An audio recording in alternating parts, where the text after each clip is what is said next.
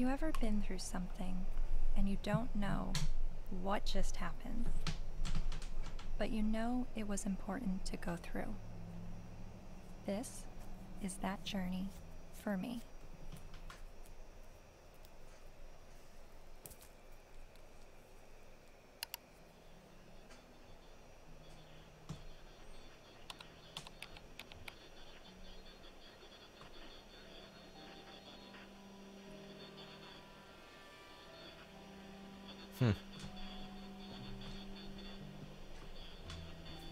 I'm only watching this because Sneko talks about it in his live streams a lot, and I decided to react to it on my channel. So Misogynist rantings would be at home in the far-reaching internet subculture widely described as the men's rights movement, a toxic distillation of the worst aspects of American sexism. when is it okay to punch your It's a wife? message board where men What? get together to express their hatred towards women. I don't think I it's. thought men's have all the advantages in the world these I don't days. think it's That's ever all okay to nonsense. punch your wife. Men are routinely ground up in a family court system that is misandrist and biased against them. They are the majority of the homeless. They are the majority of suicides. They are the Facts. majority of the drug addicted. They are the Facts. majority of the unemployed. They are the Facts. majority of school dropouts. They are a Facts. majority of those in prison. How do we know that Facts. they're not the cause of these problems? There's a reason that women live longer, Mark. Let me tell you. It is because we are stronger and we are happier at the end of the day than most men. And that is factual, and you know it. And when men are married to women who scream like you, they just want to die sooner. I'm not When you have a Hey, facts. Hey, so many facts spoken already by men in this video. So I don't know what. Yeah. A voice for men, an online hub for men's rights activists, and they were founded by a man named Paul Elam. It's a website called A Voice for Men that's run by a man named Paul Elam, which is male spelled backwards, but it is his real name, apparently. Oh wow, It's a Elam. gathering of women haters. The Southern Poverty Law Center has classified that group and men's rights groups as hate groups. He wrote a piece declaring the month of October to be Bash a Violent Bitch Month. I mean, literally to grab them by the hair and smack their face against the wall, he wrote. In the name of equality and fairness, I am proclaiming October to be Bash a Violent Bitch Month. Hey. Hey yo. In the name of equality and fairness. To be fair though, like, women have this movement of like hate all men, kill all men, and shit. So in fairness, we need a month to hate women, right? That's the point of what he's saying.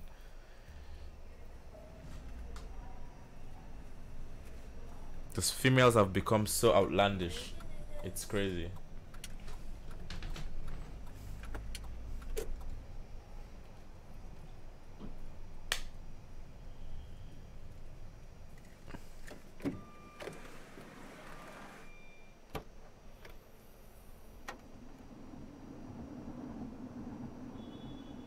You may be wondering why I'm sitting in a car with notorious men's rights activist Paul Elam.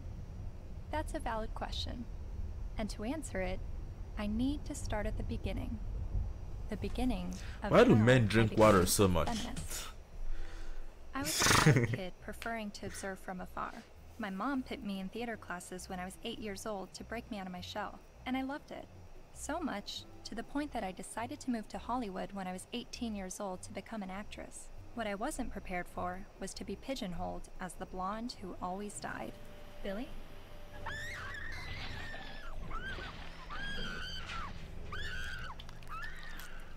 Granted, I had a good scream. Nice. But the characters I played weren't alone in feeling objectified. I was commonly harassed on the streets, hit on by married producers, told by photographers to come back when I lost 15 pounds and got a boob job, and a plethora of other uncomfortable experiences, all while still being a teenager.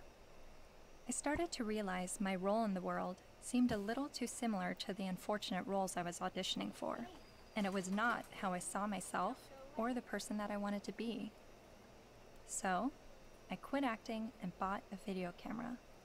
to tell the stories I want. Bro, this is what I fucking hate, bro. I hate when niggas go to Africa and go put a camera on American, not American, African children and be studying them like freaking worms in a petri dish, bro. What the fuck? You don't see Africans come here and start recording white kids? I mean, they probably get killed, but it's like so annoying. And now I've been making documentary films since. Bro, like look at this shit, bro.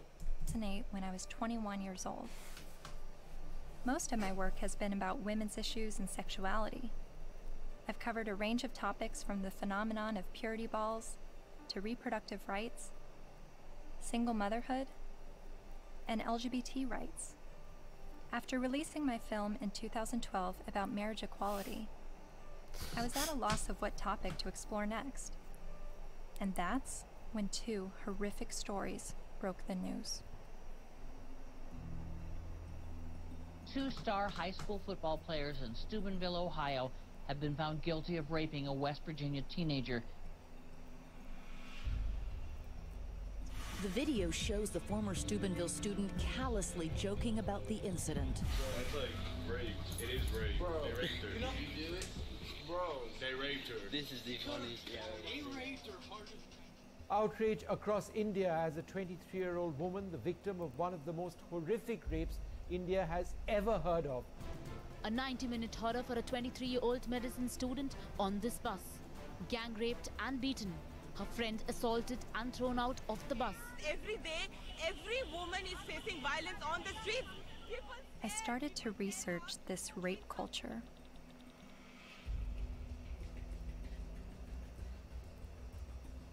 A website called A Voice for Men popped up. Paul Elam wrote about how women long to live out their rape fantasies, to be taken by a man she's never spoken to, let alone given consent to.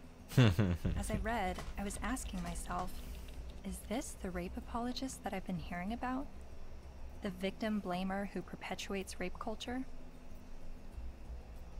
I continued to read A Voice for Men's website, often stopping around the halfway mark in every article because I could only read so many bitch, fuck, feminazi, and rape-tard words per minute. But even still, I kept reading, and thinking, and reading some more. I was trying to understand how these, what I perceived to be women haters, could have so many followers.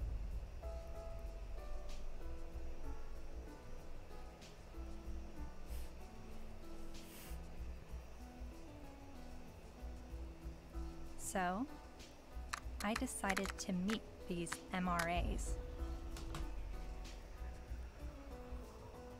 The ones leading the movement, and some of their followers too.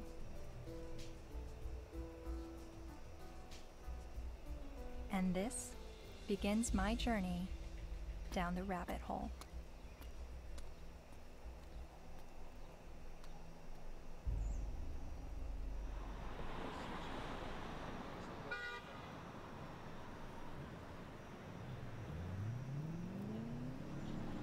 This, ladies and gentlemen, is an historic moment. Never before has there been a gathering of this magnitude to support men's and boys' issues. We have got serious problems. I have been working in this area advocating for the rights of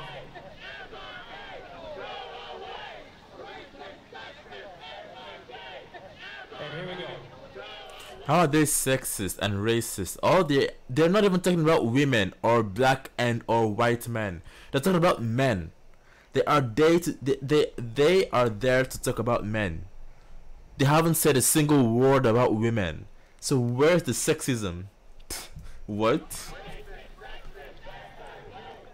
What you'll hear. How are they sexist? They didn't say a single word about women. For or against? They are there solely for men, bro. Back in the kitchen and making sandwiches and barefoot and pregnant. You're just bitter. You're a loser. Wait, what did he say? Backlash against women's rights. You'll hear that we're regressives that want women back in the kitchen and making sandwiches and barefoot and pregnant. Yeah, but that's not the point. That's not what they're there for. Ugly. you're undesirable, you're lazy, you're scary, you must be a racist, you must be a misogynist. When we do speak out, women often don't want to hear what we have to say. And so then we're called names, we're called whiners. And this is the way people who don't want men to talk about issues try to shut us up. Bash back. We all know that you guys are a fascist Nazi friend group of white supremacists. No other way to openly organize other than calling yourselves a man. You white supremacists, know you openly calling yourself sexist and advocating for women to stay in the kitchen and disguising yourselves as men's rights activists.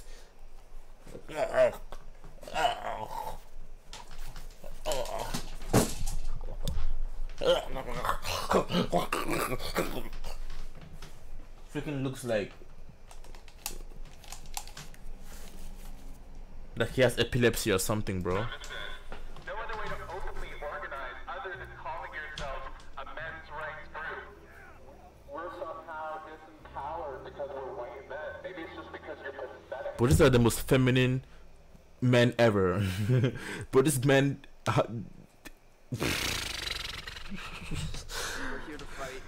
listen to women, bro. Fuck all this shit, bro. This is the same message that Believe All Women was purporting, bro. They would listen to women for what, bro? Women speak based on how they feel, bro. If a woman doesn't feel good today, she'll say some shit and concoct some story to freaking put you in jail, bro. And what? Believe All Women, right? Listen to women, bro. Fucking idiot, bro. I think they have the right to oppress women. White men are starting to feel misplaced because women are sharing space. It's disgusting, and scroll the fuck up, and don't confuse suffrage with oppression. Everyone suffers. It's universal. I am a man, and I need feminism. That's wrong. I don't think he's a man. He's a male though. He's male, but I don't think he's a man. There's a difference between a man and that. That's not a man. That's a male. He's a boy. And it is crystal clear that the problems for men and boys are real. He's a boy. I would like to turn the microphone over to Paul Elam of A Voice for Men for some words.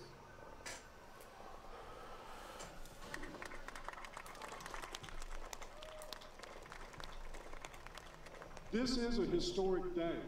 I've never seen a gathering like this out of concern for the general state of affairs for men and boys in this culture. And as Trying to articulate the entire platform of the men's rights movement is kind of like trying to understand a snowdrift one snowflake at a time. It's a very, very complicated matter. Just consider this, that 93% of workplace fatalities are men. 4 of 5 suicides are men. Men are dropping out of higher education at very alarming rates. We're down to 38% now of college students are men, and it's dropping rapidly. Male suicide, male abuse, male unemployment, male homelessness, male failure in education, male health issues. We've got the paternity fraud issue, the wrongful paternity issue, a false allegation issue. Men are sentenced to 63% more prison time for the same crime as women. They're less likely to That's see a facts. doctor. They're less likely to have health insurance. The family court Facts. system truly is biased against men. I mean, there's just no question about it. It's really the pro-choice for women only movement, because men, they're denying men any kind of choice once a child is conceived. Her Right. body, her choice. Facts. Right? Think about men. His body, his choice, not so much. Because the U.S. government does not want to send His money, his choice. Because if he doesn't want the child, there's no reason why he should have to still pay for child support. I would rather send me to die. Young men that are failing. But if she doesn't want the child, she staying can in abort their the homes of kid, origin and he far doesn't past the care time because that her we body, would her choice. Normally expect them to individuate and move out and go live their lives. We have video game addiction. We have pornography addiction. We have the abuse of young boys with drugs like Ritalin to manage their behavior. Almost all victims of autism spectrum disorders are boys. Boys are most likely to be homeless, most likely to get cancer, most likely. That's true. I haven't seen an autistic girl. I was thinking about this the other day. I haven't seen an autistic girl, bro. I mean, well, girls with like ADHD and anxiety and depression, like all this mental health shit, are with like white girls. But you don't see, you don't see girls with like, what I said before. I don't remember what I said. Brain fart. To die young and of every major cause, most likely to be arrested, prosecuted, imprisoned, and even executed while being completely innocent. It doesn't matter what their race is. It doesn't matter what their ethnicity is. It doesn't matter what their religious or non-religious views are. It doesn't matter if they're gay it's or easy to straight. target men. Men and boys are in crisis, and they need your help, and they need your support, because they are human beings too. And you will not shame me or anybody here into silence about it anymore. But if you start to talk about those issues and address them in terms of how they affect men and boys as a group, people get hostile about it. The idea is that men have all the rights, they've always had the power. But if that's true, why can't men talk about their problems? And that's what really got me interested in this to begin with. Shortly after I began filming men's rights activists, I realized my own views were being challenged. I kept a video diary throughout filming, and I've decided to share some of those diaries with you. I really do feel like learning about the men's movement and their specific issues, the issues that they have issue with, it's hard for me to completely understand them and just automatically feel welcome in that space of talking about these issues, because at least with feminism, whenever I heard about the issues that feminists were fighting against, I always felt like I had something to draw from and experience to be on board with that. And that's always been why I've been drawn to the feminist movement, is because a lot of what they spoke about I had personal experiences with, and with the men's movement I have very little personal experiences with the issues that they talk about.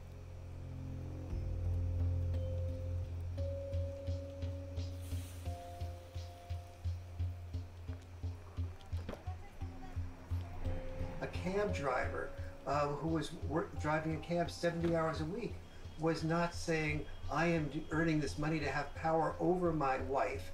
He was earning this money even though it took power away from his life. He was doing that so his child wouldn't have to drive that cab.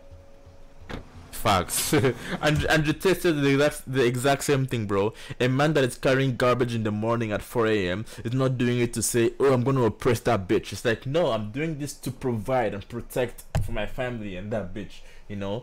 It's like, why do women think men are always trying to oppress women? Bro, like, men in coal mines carrying garbage every day, and like men that are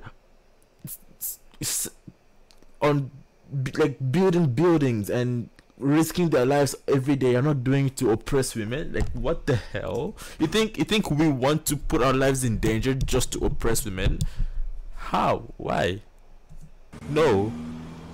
The garbage collector does not get up at 3 or 4 in the morning in rain and sleet and snow and get out to do the garbage so he can have more power over his wife. That's what I just said. So I'm sure Andrew Tate has seen this documentary, bro, because he likes to reference this a lot, especially on the First and Freak podcast. Snow and get out to do the garbage so he can have more power over his wife.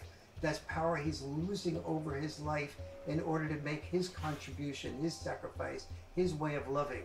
And this has been translated into the culture of, you make more money than women do, you must therefore have more power. Google Plus. Meet Warren Farrell, best-selling author and self-styled social anthropologist, leading an assault on our traditional thinking about men. I asked my girlfriend at the time to buy me as a gift, I think it was for Christmas or for my birthday, Warren Farrell's book, The Myth of Male Power, which she did. And it just changed my whole life. Once you buy it for yourself, was, bro. While women are often seen as sex objects, men are often seen as success objects. And this resonated with me. He wrote this book that questioned our notions of power, of who had power and where it was. And it questioned the roles of men, but not the way feminists had always questioned gender roles. Every society that survived based on its ability to be competitive, train its sons to be disposable. Oh. Disposable in war as warriors. Oh, okay. Disposable in work as firefighters, as workers on oil rigs and so on, coal miners. And indirectly, therefore, disposable as dads. Oh, shit.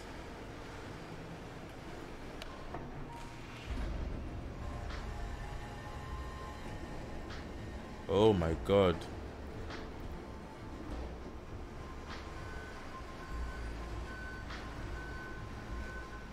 What happens in men's life when they're raised that they're worthless unless they're a provider?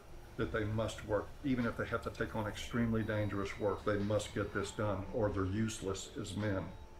That is very, very powerful stuff. See, feminism did see accurately that we value male work more than we value female work.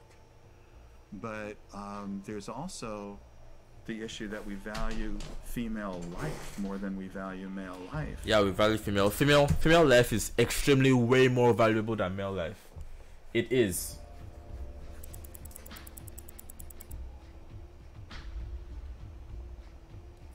Oh wow. 2 females in the war.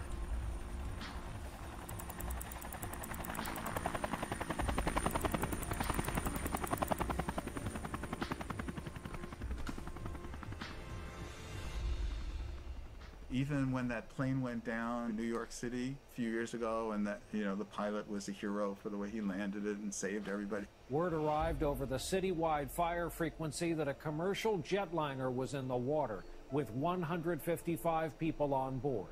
Then, over the next few minutes, the doors opened, life vests were inflated, and women and children first, everyone got off that plane. They saved all the women first. That's still, when I went on a cruise, you know, there's still women into the life. And that's fine. Women should be saved first. Women should be taken out of this danger first. That's how it should be, because female life is way more valuable than male life, because they reproduce and they bring life to the world. So, and that is fine. That is how it should be. But feminism with the idea of equality purports the idea that if men and women are the same, if men and women are equal, then maybe save the men first, okay? Let the women wait and chill, because we're equal now, okay? You guys have had decades of being saved first, so it's our turn now, you know? So maybe, but I'm saying like, yeah, it's right that women should be saved first. Like, why shouldn't they be? But it's for, you know, because you're not because you're a man, so you should be able to swim halfway across the ocean, but because you're a man, you're expendable. We have to look at not just the glass ceilings, but also the glass cellars. And Paul, I think as you were saying, we have to look at men just not only as human doings, but also as human beings. When human you doings survive or human because beings. Somebody else is willing to die, like in war, then that you are immune to the pain of the people who are dying, because you have an investment in being willing to die. You say, I will build a statue, I will remember you in a history book. But if you look at that from another perspective, that building of the statue or remembering you in a history book is a bribe to be willing to die so that I can live. To be willing to die so you can live. Shit, bro. Both sexes in the area where they are rejected tend to turn what rejects them into an object. So the area where men... I'm watching this lecture that Warren Farrell's giving in the 90s. I see some women in the crowd, and a lot of them have their hands folded, and there is a little bit of uncomfortableness by being a woman in a crowd of people while the speaker's talking about how men are oppressed and women have it so great. Yeah, women. Why do women want to be oppressed so bad, bro? I feel like in today's society, women are not oppressed, and women have way more rights than men. Women have it so easy. I don't know why they want to be not victims. Why they want to be oppressed so bad, bro? It kind of puts you on the defensive. Like, why are you mad that men are saying we're oppressed? Like, why do you really want to be oppressed? As a woman. And understanding that I feel that way makes me wonder, are men having their arms crossed, listening to a feminist speaker talk about how No. men have all the power and women are oppressed? No. Are men feeling like, what are you talking about? I don't have power and we have it pretty shitty on this side of the grass too?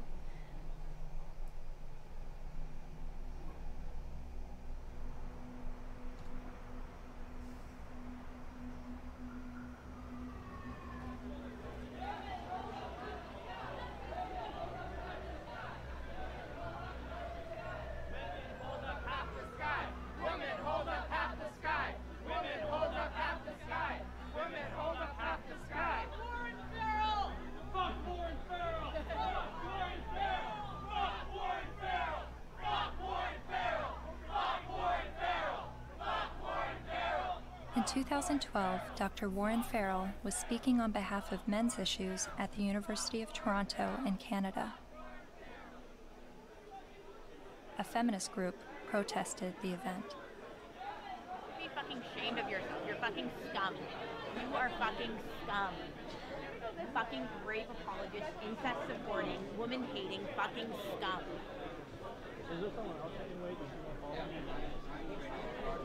Fucking scum. Yeah, just another. I just want to listen to someone else's opinion. I'm not even on a side here. I just listen to as many people as I can. You know what though? Why would you pay money to fucking support a fucking rape apologist if you weren't fucking one? I never heard him say anything that was. Well, it's fucking scum.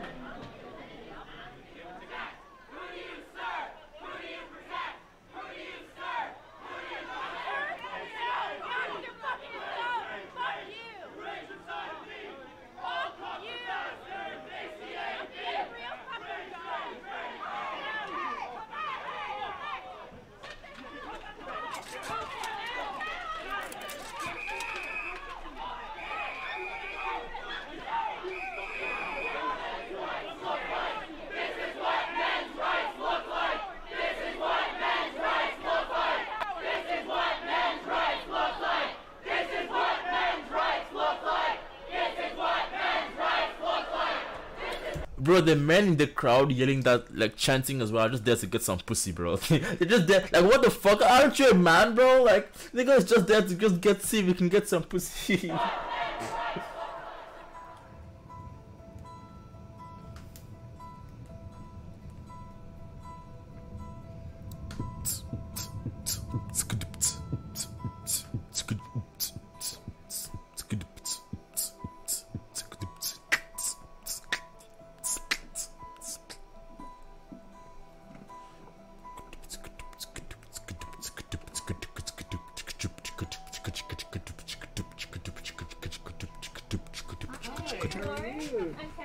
You're Cassie. Oh, for some reason I thought you were a male, which I'm just delighted that you're a female. Well, thank you. Very glad to meet you. Come on in. Thank you. What? But Farrell wasn't always so attentive to men. In fact, for years he focused almost exclusively on women's issues, rubbing shoulders with feminist leaders like Gloria Steinem. And he's still a card-carrying member of the National Organization for Women. I believe that women cannot hear what men do not say. And he's got a lot to say to both men and women in his provocative new book, The Myth of Male Power. I was making a very significant amount of money speaking around the world on behalf of women's issues alone. I went through a period of forming men's groups. And then when I listened to them, I thought, well, gee, this will be really helpful to present to audiences so that they can understand not only women's side, but men's side too, because I was really totally in the feminist camp. And immediately I saw my standing ovations drop. I started hearing that there was people saying, you know, don't invite him there, you know, to speak with us. And pretty soon I had, you know, very few college and university speaking engagements. How did you originally get involved with feminism? Where did Yes. that all begin? I was doing my doctorate in political science at NYU in the late 60s, and the women's movement surfaced.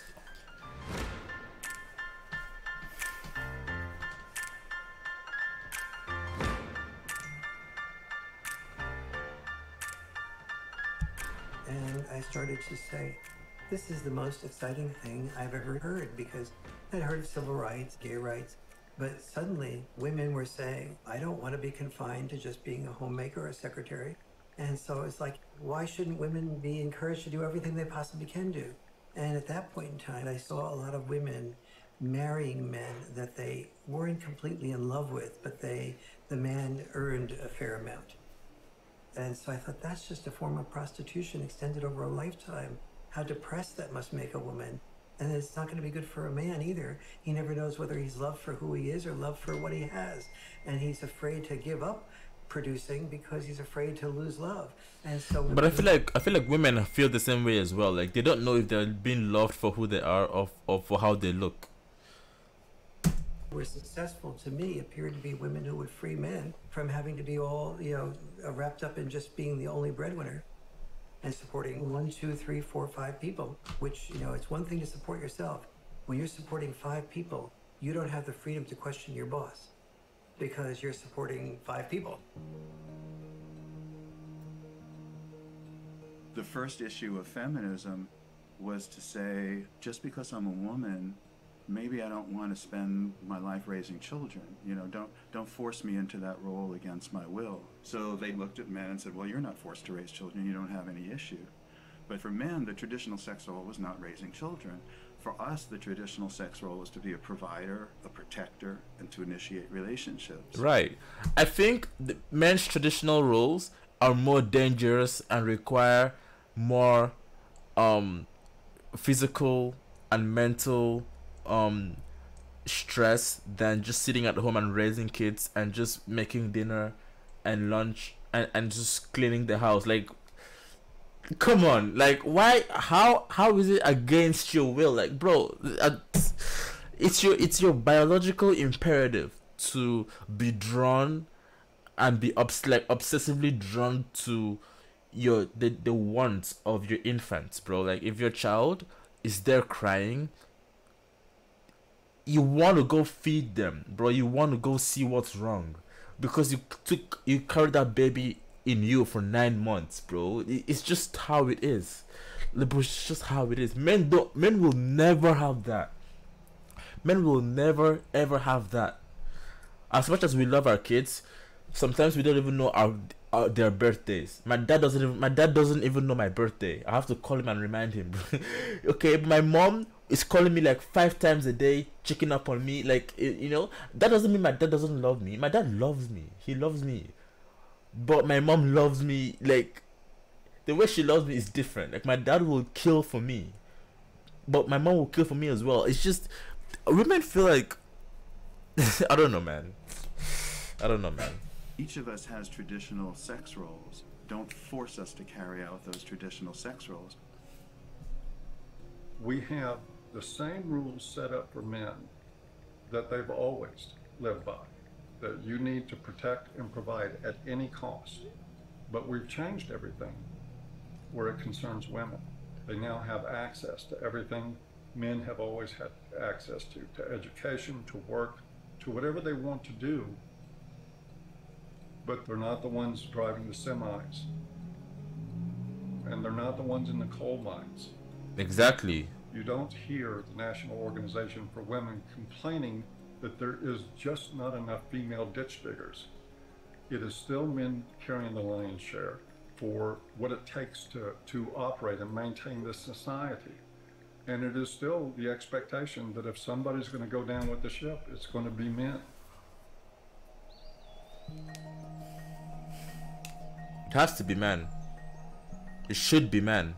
Flexibility in roles is where we should be all headed. Any men's rights activist that I would support the portions of the women's movement that is encouraging women to have more flexibility in roles. So where do the men's movement and feminism disagree? Well, only on the fundamental belief that the women's movement says men are the oppressors, that we are involved in a patriarchal world in which men invented the rules to benefit men at the expense of women. But don't we live in a patriarchy? When most of the world's nations still have never had a female leader.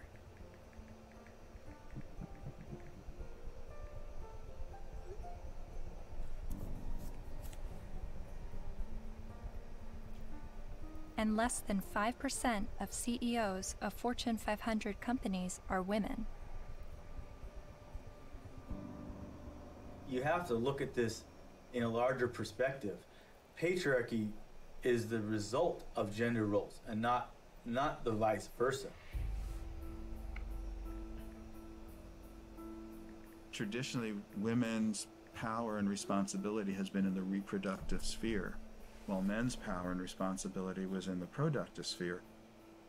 You know, you have to reproduce to continue the species, and you have to produce to feed people so that they can reproduce. So, you know, it's like they work together.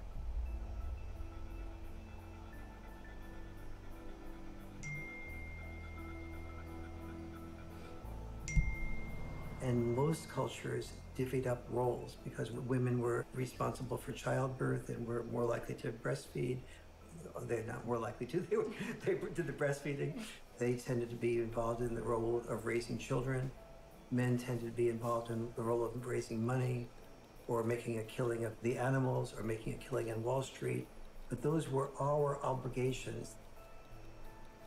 So that's why industry was male-dominated and government was male-dominated, because that was our job. Mm-hmm. And so what we call patriarchy is men giving into the expected roles that they're supposed to give into, and many of those roles are very harmful. Working exceptionally long hours, difficult hours, dangerous jobs, getting killed on the job. Even politics, a lot of people describe as masochism. Imagine what it takes to be a successful politician.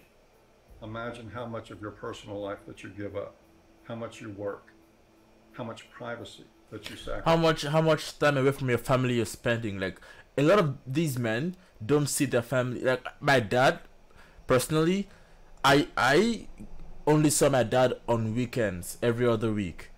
My dad would go offshore. Like, my dad would go offshore for 2 weeks, and then come spend the weekend, and then go back again for 2 weeks, and then come spend the weekend, and then go back again for 2 weeks. He'd come back on Friday, sleep. Saturday, we'd eat and chill. Sunday, eat and chill. Monday morning, he's off for the next 2 weeks. And that's how, like, my dad and my mom was usually at home taking care of me, my siblings, and the house and everything. I mean, she got a job as well, but in the same company, but she wasn't going offshore for 2 weeks. She'd go, hers was a 9 to 5, and she'd go, come back at 3 o'clock and take care of us, give us food and everything. So yeah, and that's how it should be. Like, why my dad, as much as he loved us, didn't spend a lot of time with his family, and that's how it is for men. We have to provide, we have to sacrifice a lot to provide for our family, our wives. Freedom in your day-to-day life that goes out the window. There are more men willing to do those things than there are women.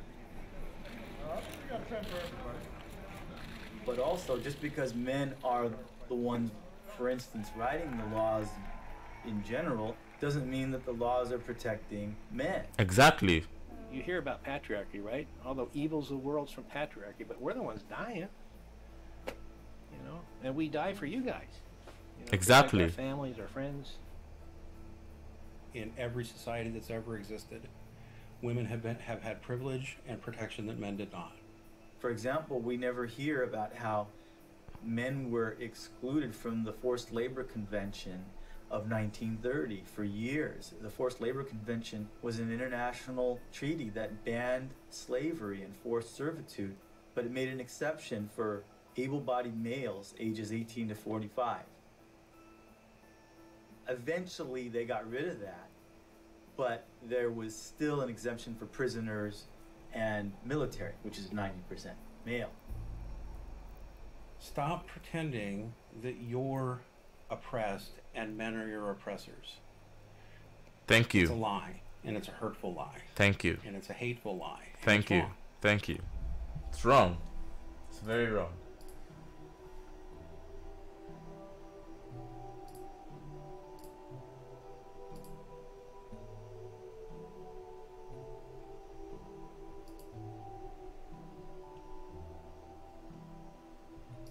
You talk a lot about the red pill in A Voice for Men. What is the red pill? Oh, it's sort of a cultural slogan. It comes from the movie The Matrix, where the character Neo is given the choice between a red pill and a blue pill. You take the red pill, you stay in Wonderland, and I show you how deep the rabbit hole goes.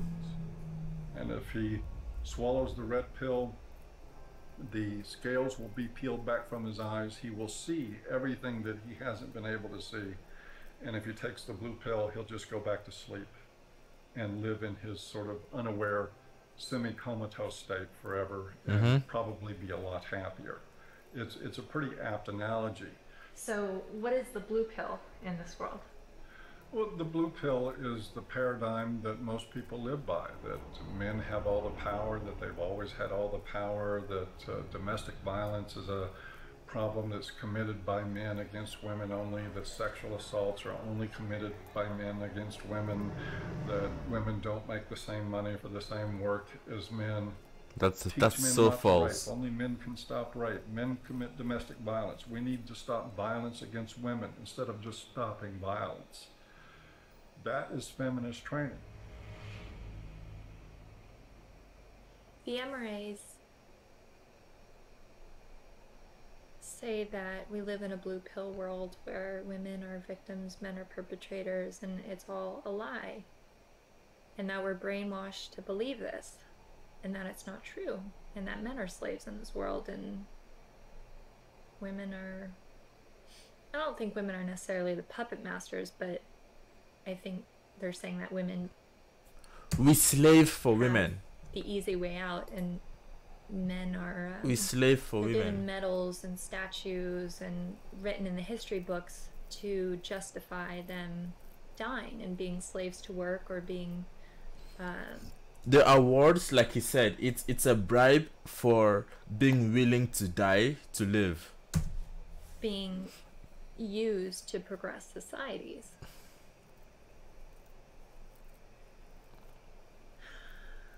And I've believed for so long that I'm oppressed, at a disadvantage being a woman, and that I have to work harder than everyone else, and That's I have a more lie. to overcome, and I have more to Bro, prove. women. No, you don't have to work harder, bro. Literally my best friend is a girl. She got hired for her job. I don't want to talk about. I don't know if she's watching this, but like, yeah. Just because of my gender.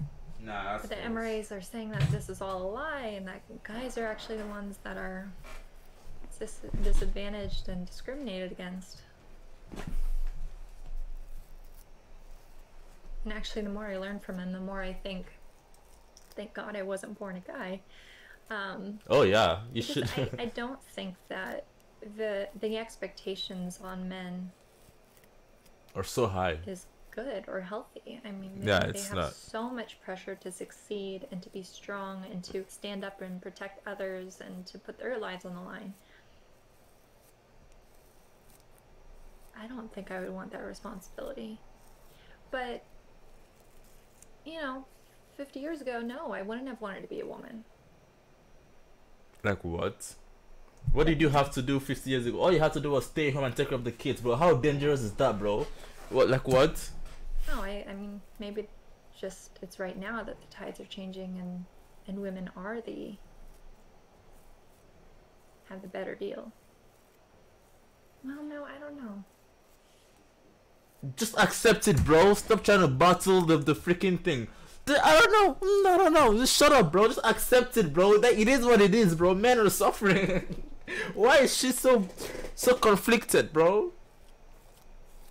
And then sometimes I think the MRAs are just duping me and giving such a strong pitch about what they believe in to convince me of something that's actually just some out there theory that men are discriminated against and women have the advantage. Yes, this is Cassie J.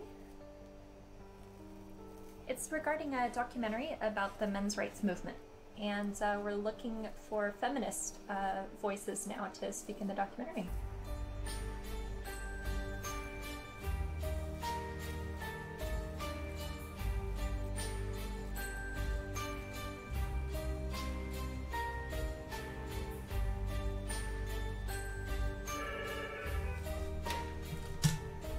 Feminist majority.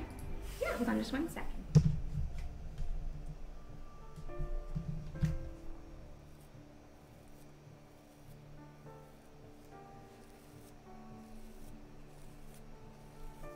So I realized, okay, I need to bring some feminists into the mix, make Good. sure that we have that side Good. spoken for. I was researching rape culture, and so that's how I stumbled across a website called avoiceformen.com. So some of the people that we've already interviewed on the MRA side is Paul Elam with A Voice for Men. Yeah. Are you familiar with him? Oh, I'm familiar with them. I've never met them. Yeah. Obviously, they've spent a significant amount of time and energy denouncing me, so I figured I might as well have a look at what they say. Yeah, really, the men's rights movement is part of the backlash. The backlash? To feminism. The men's rights movement really got going as women began to make gains, and some men have felt threatened by the opportunities that have been opened up to women. And I don't know if it's because I don't think we're some of them threatened. feel threatened that they now have to compete with a lot more people for their jobs. They now can't get into the best schools if a woman or a girl has better grades. Think about it. Grandfather's generation probably had it pretty well, right? All of his needs, his shirts were ironed, all of that was always taken care of. Well, you know, grow up. Realize the world has changed. And as much as the MRAs would like things to go back to the way they were, and use the argument that women have an advantage now, no person looking at the data can possibly say women have an advantage. We're just beginning to get a level playing field here. It's not tilted in our favor, I can tell you that. And they know it. They know it. But it's the constant distortion of the data. It's the spinning of a situation to make it look like women are somehow getting ahead, getting an advantage they don't deserve. It's part of the backlash. Political organizing comes from a feeling of victimization, which is why the men's rights movement makes that claim that men are the victims of discrimination.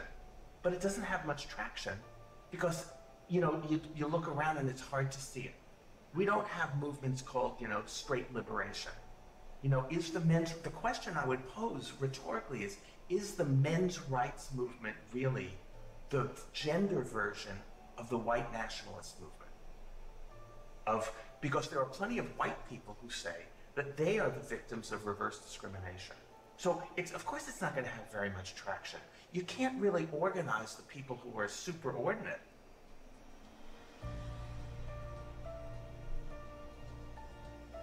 So do you think that men are being discriminated against in any way? Not under the law. Men are not disadvantaged under our laws. Or in the business world, as a class, men are not. Yeah, I agree. I don't think men are discriminated by the law. I think men are discriminated by society. I think there's a difference. Men are discriminated by society, but not by the law. However, the law is being purported to support and promote and empower women, but it's not necessarily in the demise of men. I don't know. I don't know. I don't see how men are victims of the law, except in marriage court and like divorce laws and shit like that, where like if you're getting a divorce, you lose half your assets, you don't see your kids, you lose your house, you lose your car, you lose your phone, you lose everything. Underrepresented on corporate boards or at the top of the Fortune 1000 companies. In the corporate world, in the business world, in a lot of parts of academia, in the military, in the sports world, still pretty much a male-dominated world, and where a lot of the privileges and power and status accrue to men. Men are advantaged over women, no question. No one can debate that. Not with a serious, not in any seriousness. But if someone is willing to debate that, would you listen? Would you actually want to listen? Would you give them an ear?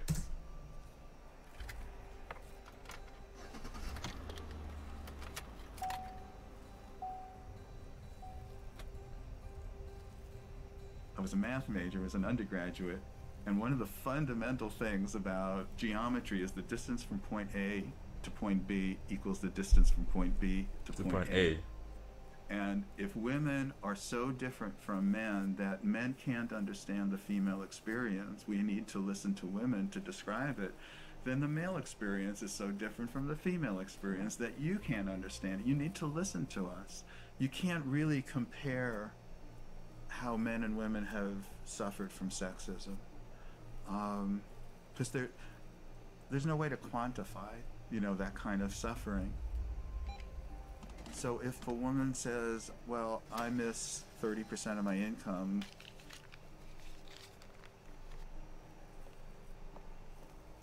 more than you miss 6 years of life, there's no way to quantify that. Or I've lost a job opportunity because I'm a woman. There's no way to say, well, I've suffered more than you because you've lost a kid because you're a man. We can't, but it is serious. And at least if you're denied a job because you're a woman, at least you can go to another company and apply for a job, But you can't, when you lose your kid, like you can't say, well, okay, I'll get custody of that kid. Oh yeah. It's you a can't. terrible thing that happens. There was a case, the Serpico case. You might be too young to know the movie Serpico with Al Pacino. It was about a New York City undercover cop. He gets shot at the end of the movie and retires from the police force. And he was a real man, Frank Serpico.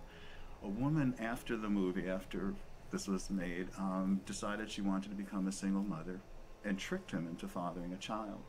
And the court accepted that because she told her friends she was going to trick him, and they testified, and the court said, yes, you were tricked into it, and still awarded her over 90% of his police pension. So everything that he goes through in this movie to including getting shot to earn his pension, she won by sleeping with him one night.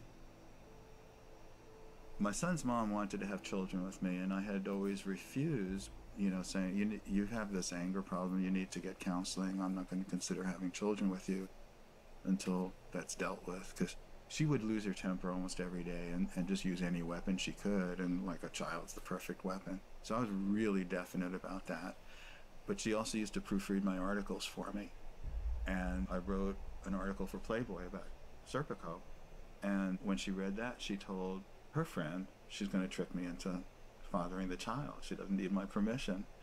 And so that's how my son was conceived. Then she said, if you want to see your son, you have to stay in a relationship with me. But if you break up with me, I know all the things that a woman can do to a man. She's read all my articles, she saw my talk shows. She said, I know all the things a woman can do to a man, and I'll do them to you. So that's what I had to deal with. Like everything that I had been raising awareness about for the previous 17 years, then she combined into one thing for me to live through. It's really ironic. For the first 5 to 7 years, I guess, we would see each other 4 times a day for exchanges. On average, every single day, I had to deal with some scene. A scene meaning she would just not show up, or she would hold the kid out and then pull him back and hold him out and pull him and just kind of play with me. Or she'd let me have the kid and then she'd stand in front of the car so I couldn't move. You stay in Mommy Town tomorrow. You stay in Mommy Town for a couple of days, 2 days, and then you come back to Daddyville. Another time I saw her hold him by the shoulders and say, Daddy is a bad man. Daddy is a very bad man. And so he had to go through this long custody battle, and the decisions that they would make, you would just go, how? There couldn't be any explanation. You know, either they're absolute idiots or it's biased. There's just no other explanation for it. One other thing, his mom is obese and wanted him to be obese. Of course, of fucking course she's obese, bro. One other thing, his mom is obese and wanted him to be obese for various reasons. One thing is so he would identify more with her side of the family than mine, because we're all thin. Another was so that he would enjoy being with her more, because when he was at my house he had to get activity, you know, and eat well-balanced meals and get his sleep and stuff, and at her house they would bake brownies and stay up late and just watch TV. And so where would you, if you're a little kid, you know, where would you enjoy being more? But he self-reported to the mediator how upset he was about being obese, that the worst thing in school was when kids called him fatty, and how he cried. And his physician said that he's really concerned medically. And then when I did, he was at an age where he would imitate things that I would do. You know, I gave him a broken shaver, so when I shaved, he would pretend to shave. And what I did was I started weighing myself every morning and writing down my weight, the date and the weight. And I taught him how to read a scale. So he kept his own records. So I had 6 months worth of statistics to show consistently that every time he was with his mom for a few days, he'd come back weighing 3 or 4 pounds more, and then he'd lose it while he was with me. So they had, you know, that how much he was upset about the problem, they had his physician being upset about the problem, and they had the proof of where the problem lay. So the judge's decision was that father should no longer be allowed to weigh the child. Problem solved. After 14 years, my body gave out. I got sicker than I've ever been. I realized I'm gonna die. That's not gonna do anybody good. I've got to give up the fight. So I gave up custody, and so I don't see my son anymore. He hasn't been in my house since. So I did lose him.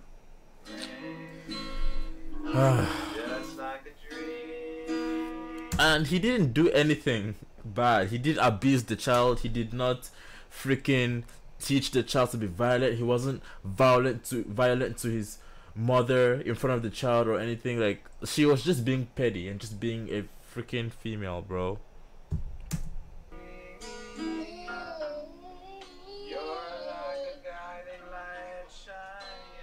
Fred claims Like, that's that your during his seed. 14-year custody battle, he spent the equivalent of 5 years of his gross income on legal fees, mediators, and child support payments. I was really in his life a lot longer than most fathers would have been. It's something most fathers can't afford. You are so beautiful to me.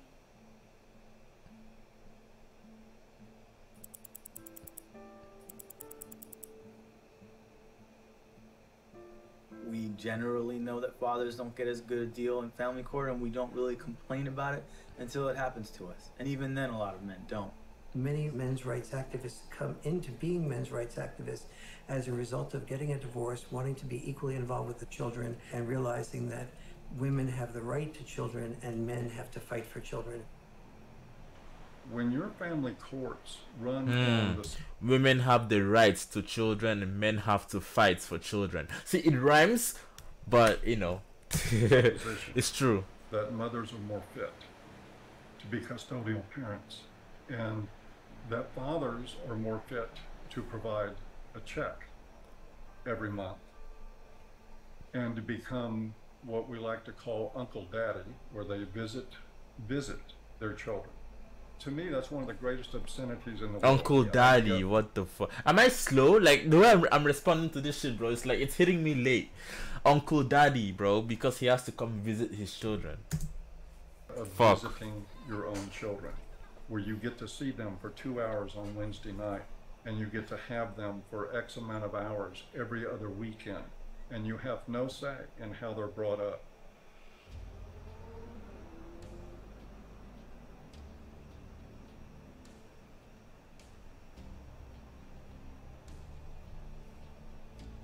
You know, I can't tell you how many men have been in this office, in that chair, in tears because they can't see their kids.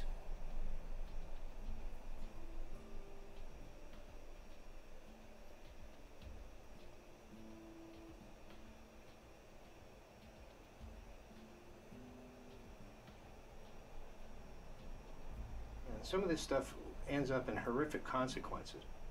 Like this gentleman here, that's his little son. They found him dead. Not the son, but the young man. In the desert with a bullet in his head. The day before the family court, where it became known that he was going to get to see his little guy even less. And of course, he'd been falsely accused one time after another. It had destroyed his life. It had bankrupted him, had driven him into debt. It had caused him to miss work. He was about ready to lose his job. He was in the end of his rope, so he just decided to end it. The unfairness in the family courts, the unfairness in the way child support is so often structured, it's commonplace and it's everywhere. And the more you start to become conscious of it, the more you realize that it's there.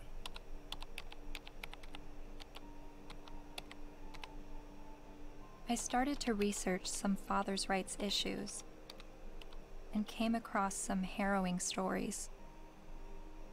Like this man in South Carolina who found out his only daughter was adopted away by the mother without his knowledge or consent. His daughter was with an adoptive family in California, so he began his fight to get his daughter back. Adoption is for children without families, not children with a willing and capable family. And this man in Colorado who lost his daughter when the mother left the state to give birth in Utah, where he wouldn't have legal rights to his child. He fought for 4 years in court and finally won visitation rights. Only visitation. I can't explain the emotion, the happiness. There's this hard fight and what this means to me. And then there's this heartbreaking story. The 20-year-old father never left her side until he was forced to give her to adoptive parents this week after Kaylee's mother decided to put her up for adoption. In order to keep Kaylee, Colby needed to file paternity action, an affidavit, and a commencement notice with Utah's Vital Records a day before the mother signed the adoption papers relinquishing her rights. But in Colby's case, the mother only gave him a few hours' notice of what she was going to do. I would like her back. Men in the men's movement are not upset about having to be fathers. They're upset because they're not allowed to be fathers. That guy blows his head out, blows his brains out. It's a family court? And people don't think there's something wrong with that? And we just open the doors tomorrow for business as usual, and that's okay?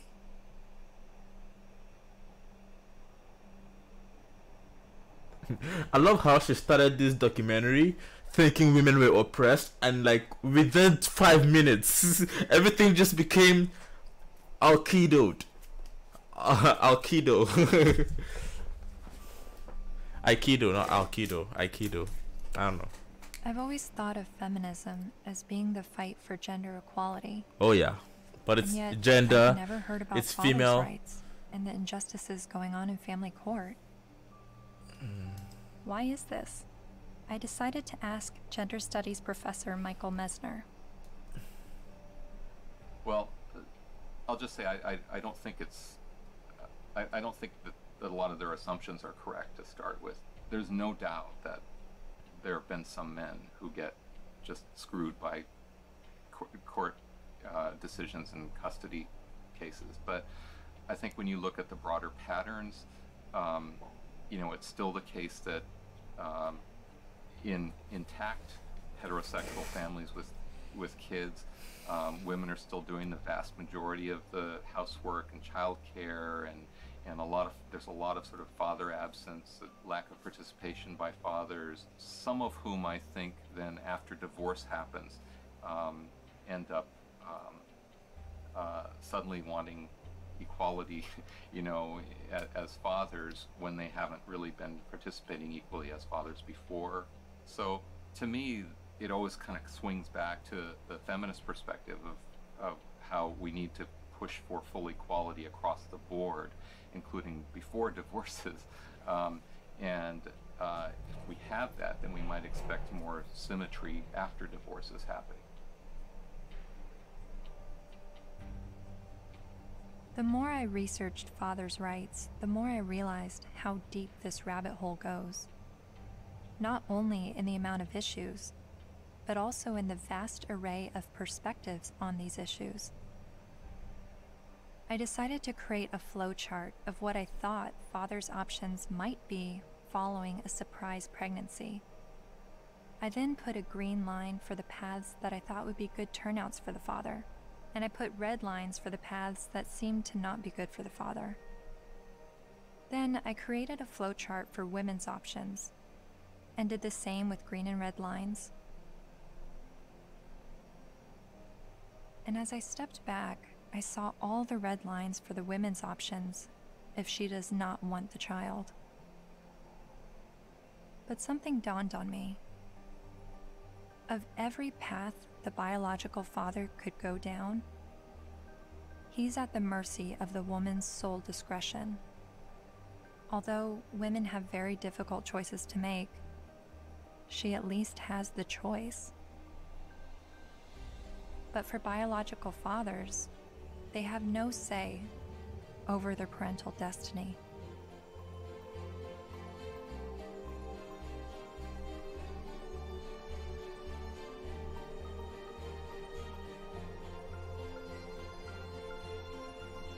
This is my friend Dara. She's 8 months pregnant with her first child, and she's a lifelong feminist. It seems from MRIs, from what I've read, that women seem to have more reproductive rights than men do.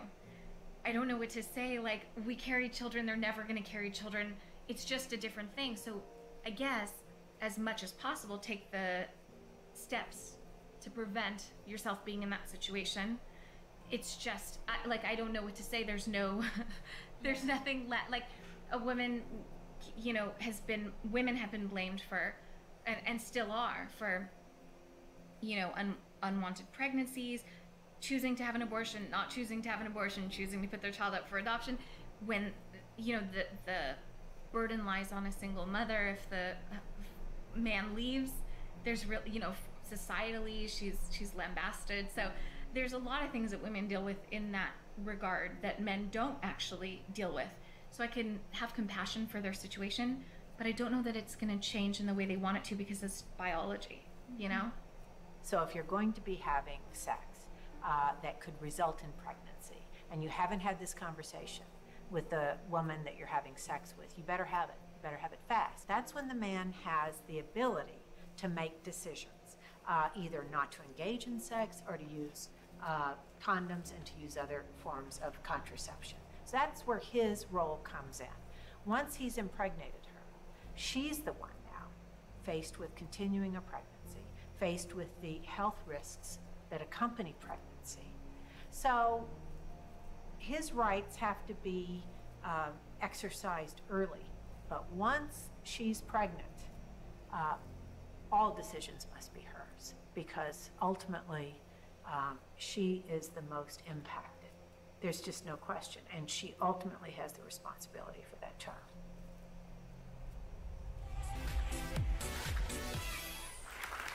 So before we were married, he promised me we would have 2 kids, and now he doesn't want any more. My friends think I should trick him and stop taking my birth control. Men have never been in control of our bodies. We're the ones in control. Clap if you think that she should trick him. My people. Up next, everybody. So it sounds like men's reproductive rights are limited to the choice of whether or not to have women's reproductive abstinence, birth control pill, female condom, diaphragm, the sponge, the patch, the ring, hormone shots, IUD, hormone implant, fertility awareness method, tubal ligation, morning after pill, abortion, okay, adoption, choosing parenthood. That's after sex, okay. And men's is just abstinence, condom, and vasectomy. sex and the choice of whether or not to use protection. But what if he's tricked into fatherhood? Or what if he's not even the father? What does paternity fraud look like? It's ugly. It's extraordinarily ugly. And we have to distinguish between paternity fraud and wrongful paternity. What's the difference? Wrongful paternity can be innocent. Okay, we went to a party. I had sex with 6 guys. I think it was when I was hanging out the window I got pregnant, but I wasn't sure. But, you know, if anybody knows that guy's name, would you please have him call me?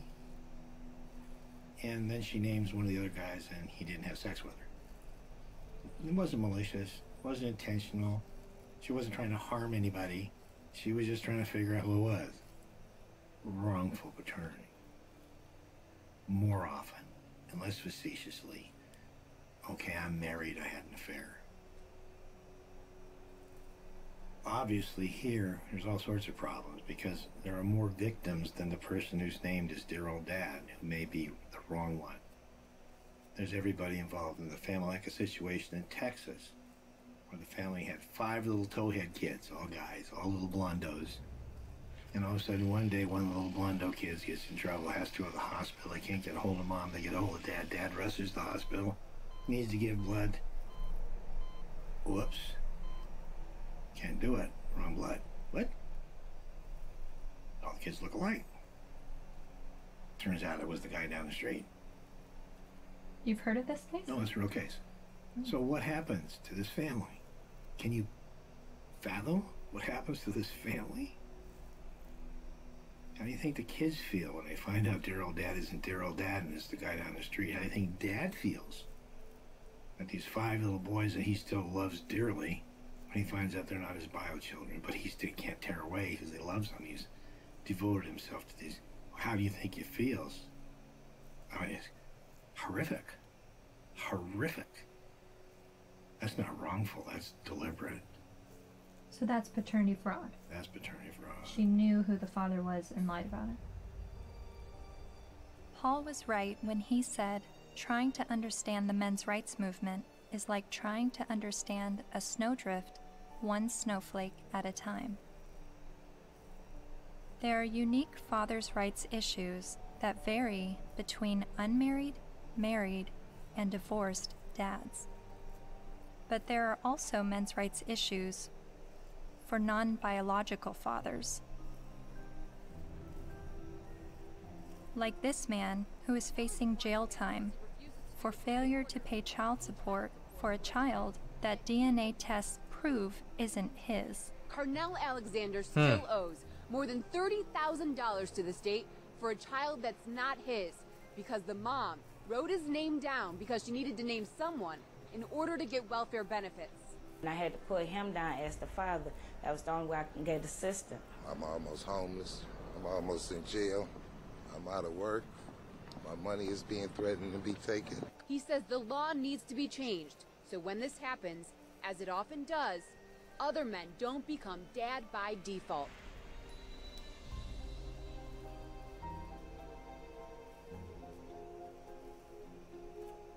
A lot of times people wonder about MRIs, why are you guys so angry? And my answer to that is, why aren't you? How can anybody look at this and not be angered by it? And the only answer to that I've ever been able to come up with is that people aren't angry because they don't see men as human beings.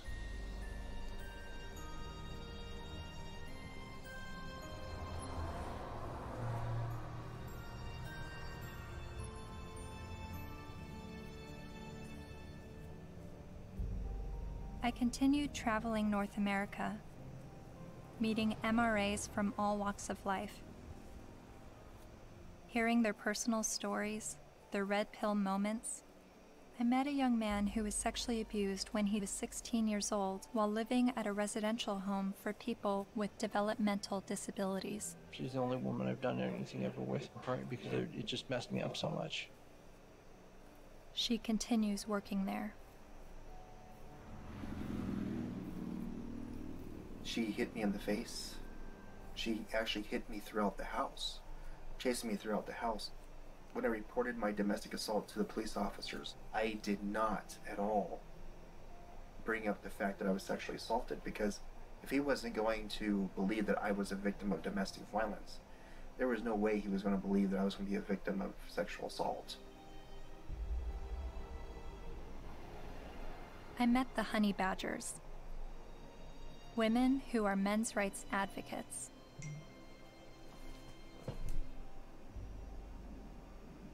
And then there was a 15-year-old boy, there was a 35-year-old woman, and then later on she came out of jail and she was able to collect child support from this boy that she raped. Yeah. After getting out of jail. So there's lack of fairness for men in the court systems. When police officers would show up to domestic violence case, there was often men were just taken away without asking what even happened. It's just presumed that men are the criminals. I was assaulted several times, you know, and I never got any help. I went to the police still bleeding a couple of times. And one police officer said, I'll never forget this. He said, if she starts hitting you again, you better get out of there fast, because if she just breaks a fingernail trying to hit you, we'll arrest you. I mean, I can't tell you at this point how many guys I've talked to who are like, yeah, you know, she stabbed me and they put me in jail. Not only are there endless studies that show women are just as violent as men are, when I would talk about it, invariably men would start coming out of the woodwork with stories. Stories they were afraid to tell, stories that they got laughed at for, stories that they got blamed for. It's hideous. This is not flattering to men, to talk about men's vulnerabilities. No. To talk about the ways that they are not strong and that they are, well, weak. And to be honest about it, it's not flattering. A solution for both genders is that we need to be able to recognize how men are vulnerable, and we need to be able to recognize how women are actors. Because we have a huge blind spot, especially when women do bad things.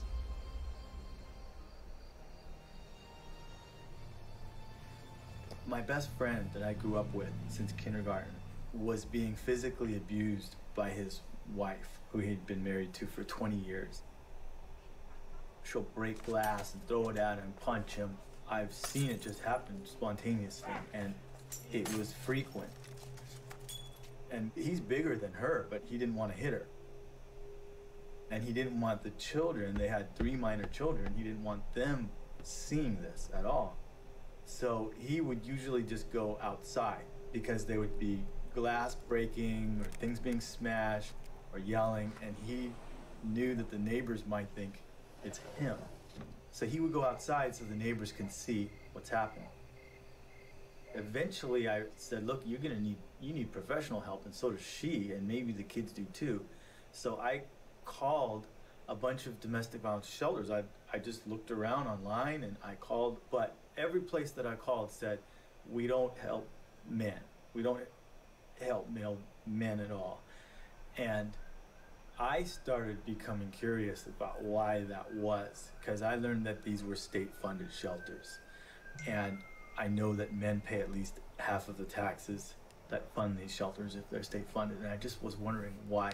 So basically, there was no place to take him, and it just continued. The problem just kept going.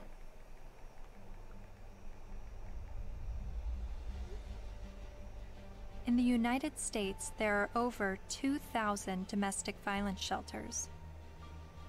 All of them serve female victims, and nearly all of them turn away male victims. In fact, as of 2016, there's only a single domestic violence shelter for men. My initial reaction was that there needed to be thousands more women's shelters because that many more women are being battered. But as it turns out, 1 in 3 women and 1 in 4 men will be victims of physical violence by an intimate partner in their lifetime. Sure, there's a slight majority of female victims, but how can that excuse denying men help? Couldn't this be considered gender discrimination?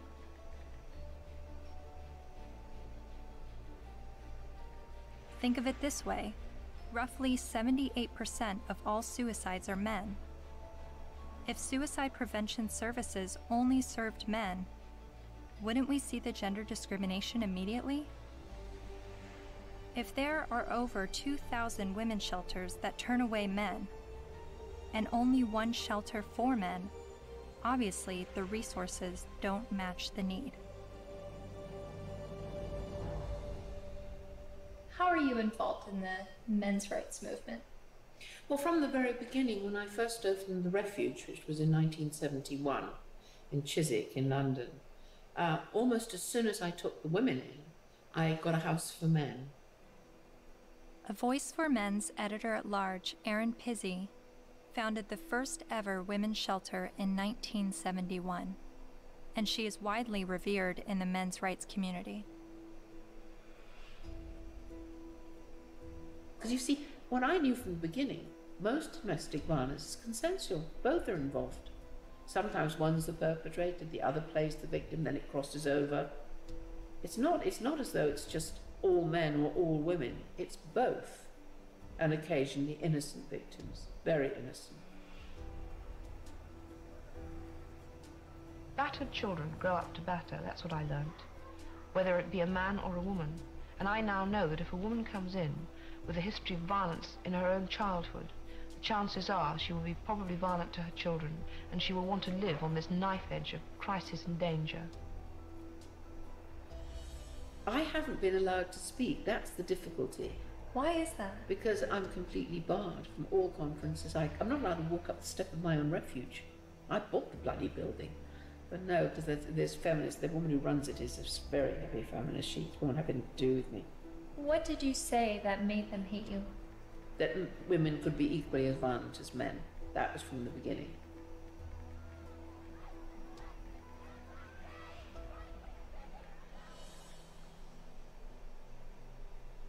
Erin Pizzey says that 62 of the first 100 women to enter her refuge were just as violent as the men they left, and violent towards their children. But there's levels of violence, isn't there? I do not affect that I'm violent. Well, I'm violent. So am I. You know, I'm very violent. Well, And yet- verbally, and you know, I could quite easily hit somebody.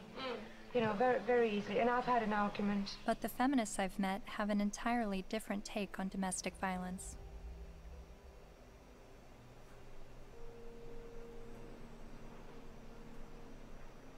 On the whole issue of domestic violence, that's just another word, really. It's a cleanup word about wife beating, because that's really what it is, or dating violence.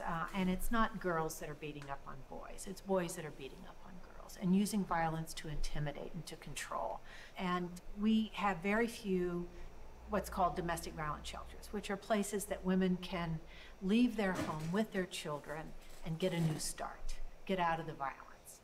But there are not nearly enough of them. We need more funding and more resources, because it is a tremendous disadvantage for women and girls.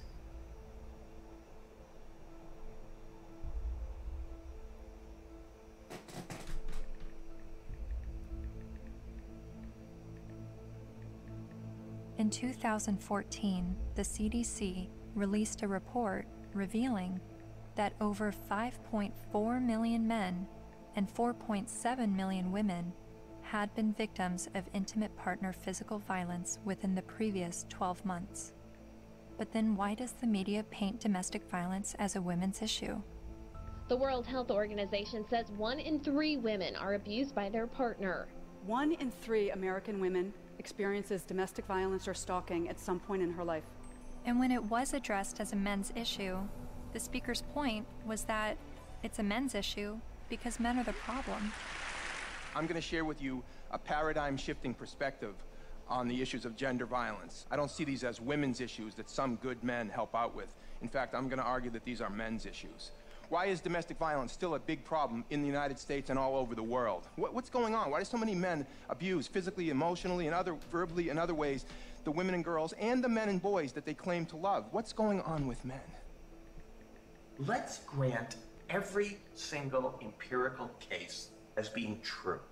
Yes, it is true. Let's just say, I mean, it is not true, but let's just assume that there is gender symmetry in domestic violence. That women hit men as much as men hit women.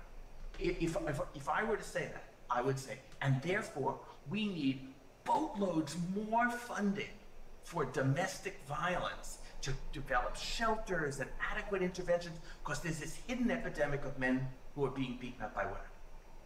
Or I could say, as the men's rights movement do, therefore we shouldn't have these shelters and we shouldn't fund them because the women are all lying. Well, it seems to me that if you really believe in gender symmetry, it's not that you want to, you're not questioning the number of women. You're just saying the number of men is society. You would want to join with women who are anti-violence to say, we have a real problem here.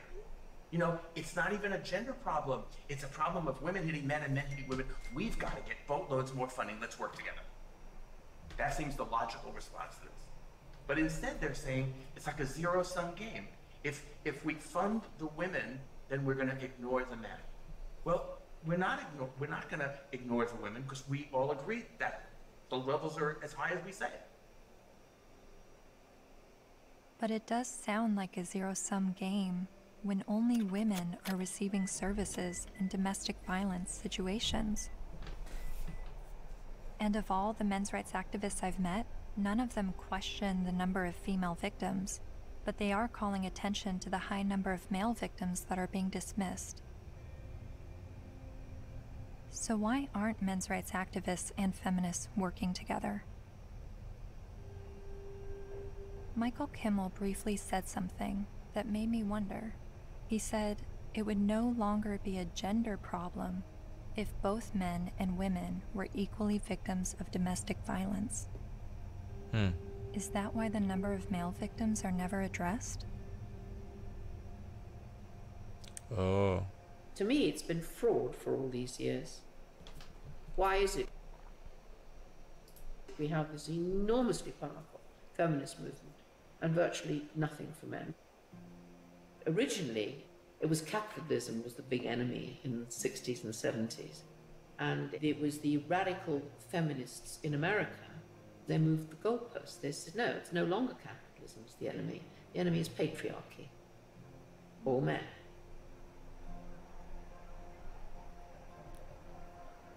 And that's how the women's movement began. And it was enormously successful.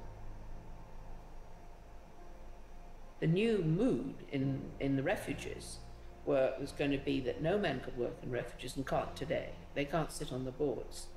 And boys over 9 or possibly 12 can't go into refuges, or you call them shelters. Their mothers have to make other arrangements for them, which I find shocking. And it ring-fenced money. I think that that particular time when the feminist movement were desperate for funding because they'd run out of publicity, and they were desperate for funding, and they needed a just cause. And unfortunately, it fell into their laps. It's an enormous industry. I mean, violence against women, they get something like, well, it's $1 billion and over a year.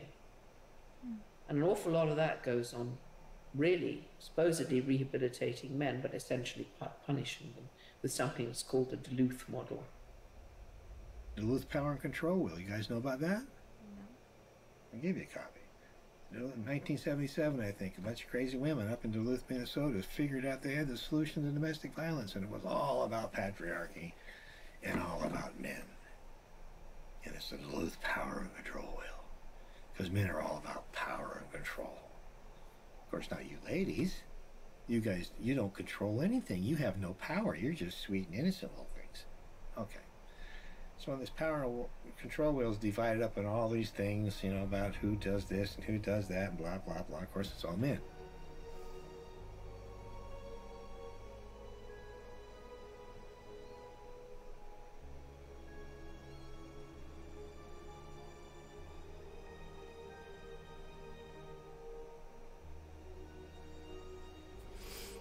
Bro, this part about using children, I disagree with. I feel like that's threatening to take the children away. Nah, this is definitely females domain. Denying, minimizing, denying, and blaming. But a lot of these things like are just a minority of men, bro. The entire domestic violence industry was founded on that. I think it's still 37 or 32 states in the United States that by law they have to use the Duluth model for better intervention programs, and it's all shame, blaming, guilt driven. If you're a man and you walk in, you must admit you did it up front or you're in denial. There's no debate, there's no discussion, there's no possibility that you could be falsely accused. The criminal justice system could have made a mistake. None whatsoever. You are in a state of denial, and you will complete that course or you're going to go to jail. You will be re-engineered. Frightening? Yes, that's frightening. I think it's terrifying. Absolutely terrifying. All I had to do, I had a simple choice. I could just say, yes, you're right. Men are the enemy. No problem. But I couldn't. I absolutely couldn't.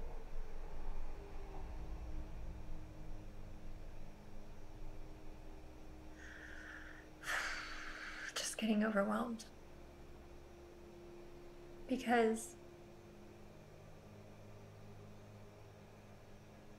I don't know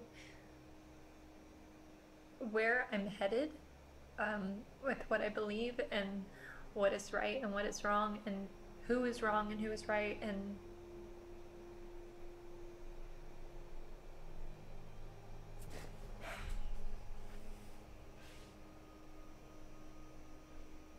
the truth is somewhere in the middle, and that's why I'm feeling frustrated, because I don't know where the truth is, and I don't know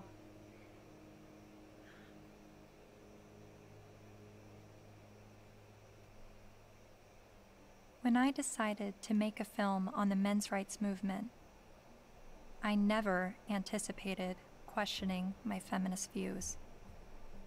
But the more MRAs I met, the more I felt compelled to remind myself why I was a feminist.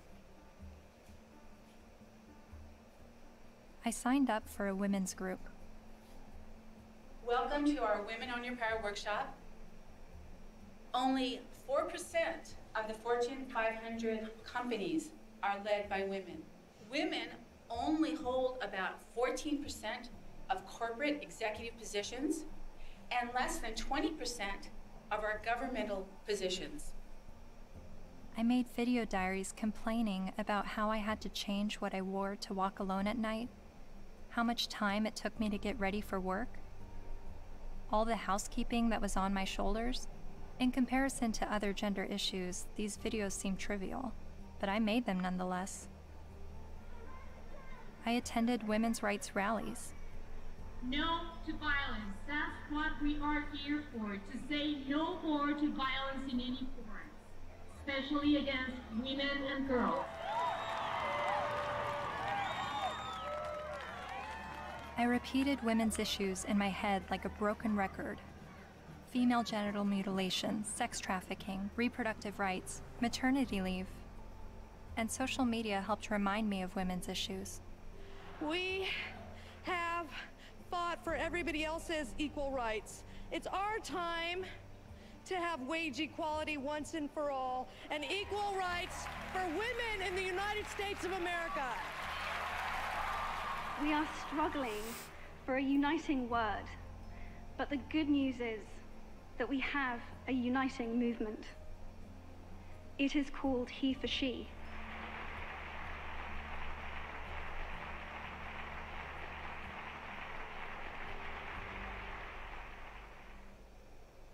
Whenever I hear the MRA's point of view about how difficult it is for them I immediately go to, well, what about us? What is it like for us? And then I get on the defensive and want to make sure that women's struggles are also heard. And I don't know if that's necessary, because the MRAs are saying that the feminist perspective is the mainstream perspective. But even when I hear their issues, I still want to speak up for the women, because I feel like, I don't know why I feel like talking about one gender's issues now neglects the other. And I guess that's what MRAs have been dealing with, is always hearing about women's issues and feeling like their issues are neglected. But whenever I hear them talk about men's issues, I feel like I need to stand up for women and say this is what we're dealing with, an equal opposite.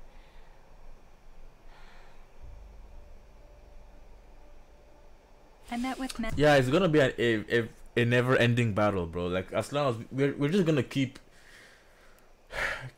fighting, we will never be able to see eye to eye, because men are not women and women are not men, bro. We just don't. We will never. I mean, I feel like men understand women's perspective more, because men are more empathetic. You know, women are more sympathetic, but women are not empathetic, because they don't care about men, but men care about women. That's why we go through everything we go through for the women, and for the women we love. But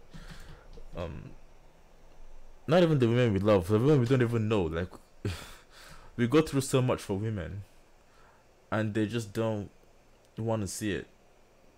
Oh, we are oppressed because we've never had a female president.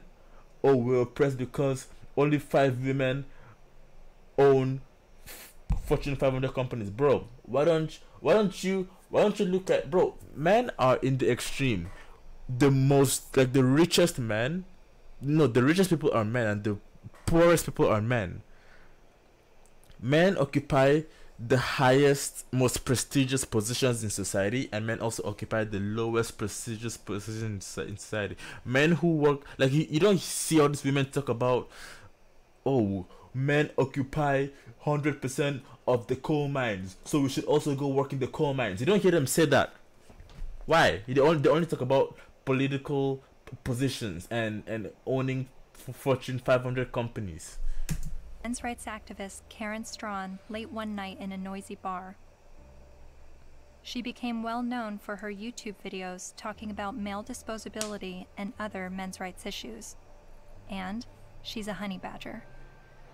Part of what I do and what I research and what I think about is the reason psychologically why feminism seems to be such a comfortable, warm blanket emotionally for so many people, men and women alike. And it's so comfortable that it will make them not see things that are right in front of their face. Look at Boko Haram. Hundreds of young girls, fast asleep in their beds, oh are Jesus, awakened by the sound of gunfire. Chibok girls. I was literally just talking about this with my roommate yesterday, the Chibok girls. Attackers have stormed their boarding school and set fire to dozens of buildings. Nearly 300 of them are dragged from their dorm, loaded onto trucks, and carried away deep into the forest. From New York to London rallied yesterday demanding that the terrorist group Boko Haram bring back our girls. It just gets to the core of you. This unconscionable act was committed by a terrorist group determined to keep these girls from getting an education. And what happened in Nigeria was not an isolated incident. Yeah, I remember this. I was there. Like, I was in Nigeria. I was still in Nigeria when this happened. Crazy. Incident. It is a story we see every day as girls around the world risk their lives to pursue their ambitions. I mean, you must have heard about that, right? That's being spun as a fundamentalist Islamic group that is so determined to be misogynistic and oppress girls that they want to deny girls an education. But they are not against girls being educated. They're against anybody getting a Western, secular, or Christian education. The initial attacks, and there were several of them, there were over 100 men killed and 1 woman killed. And the victims were described as people. Wait, say that again? Women killed.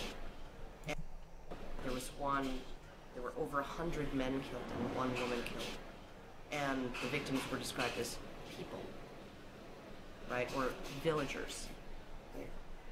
And in the previous attacks on the schools, they actually let the girls go. They separated out the boys and girls, and they let the girls go, and they told them, go home, get married, renounce your sins, and live a righteous life under Allah, right? And then they burned the boys alive. There was literally no outrage, right? It was barely reported on. It was one of those things, there was no opinion pieces on it, no nothing, right? Until the girls were kidnapped.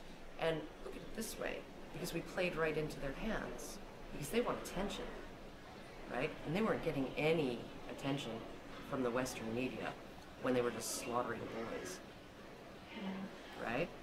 They want attention. And what do? They kidnap girls and sell them into marriage or slavery, right? And everybody, the UN, Michelle Obama, Barack Obama, the UK government, the Canadian Federal Minister of Defense, right? They're all promising aid and help and equipment and personnel to help find these girls and bring them back, because this is such an outrage and oh my goodness, something needs to be done. Well, maybe if, like last year, maybe if we did something then, all of these girls would be safe in their dorms right now, right? But we didn't. And the reason why they kidnapped those girls is because we didn't do anything. We didn't pay attention. And they want attention, right? And they know that attacking girls or women is going to get them attention. Yeah. What are we going to Like, do? they killed guys for attention, no one cared. But then they didn't even kill the girls, they just kidnapped them. Just took them. And they got global attention. I didn't even know niggas in the US or Canada were actually protesting for the cheaper girls, bro. I thought it was just a Nigerian thing, and damn, that's crazy. Hey, bring back our boys. Oh wait, they're dead. Never mind. Right? The men, the people in Boko Haram, they're chivalrous. If those girls were boys, they wouldn't be getting education. They'd be dead. They'd be dead. They wouldn't be sold into slavery with the hope of escape. They'd be dead. Boko Haram has been fighting for Islamic rule in Nigeria since 2002. Its members have killed hundreds of people.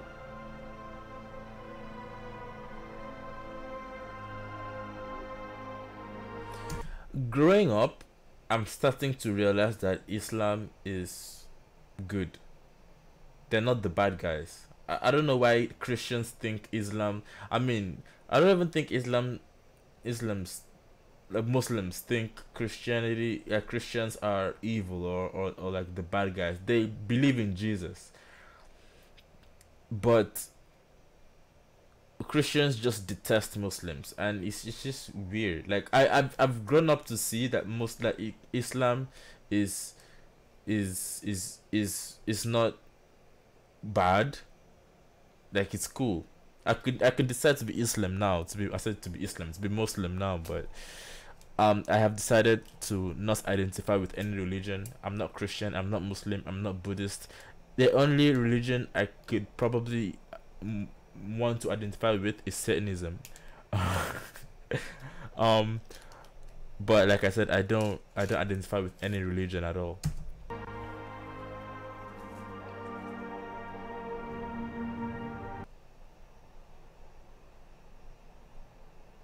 What?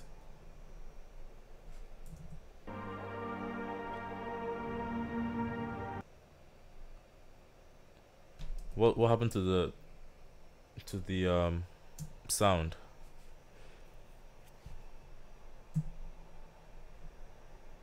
Just trying to make sure I still have some sound. Okay. And I'll just skip all that, so nobody listens. Nobody cares. It's one thing when you look at what happens to women and you feel normal, healthy outrage about it, and that should happen. But when you can look at what's happening in our courts to men, in our medical establishment to men, in our schools to men, and yet we remain so cerebral about all of it. Yes, well, that is certainly something to consider. If it were happening to any other group, we would be having protests from coast to coast. And the fact is that it is happening to men every day right in front of our eyes, and people will get angry at you if you try to talk about it. That's how deep the prejudice runs. But there have been protests, not with the intention of shining light on men's issues, but rather with the goal of silencing any discussion of men's issues. Like at Ottawa University, when Professor Janice Villamango attempted to give a lecture that questioned the feminist narrative.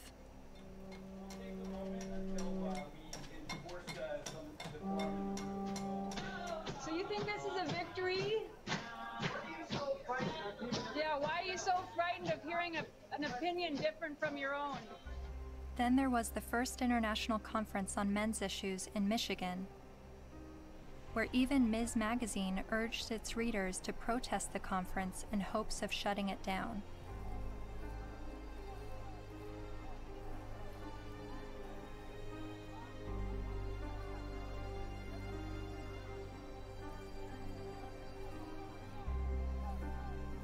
But perhaps the most well-known protest of a pro-men's rights event happened in April 2013 at the University of Toronto, when the Canadian Association for Equality hosted a discussion titled From Misogyny and Misandry to Intersexual Dialogue.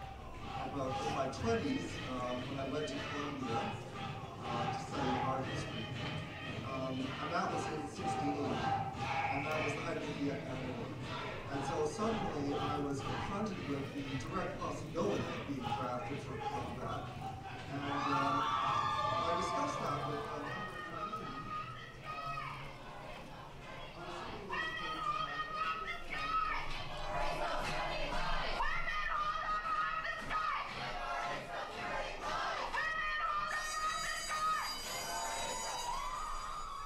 a feminist group protesting the event illegally pulled the fire alarm and successfully shut down the event.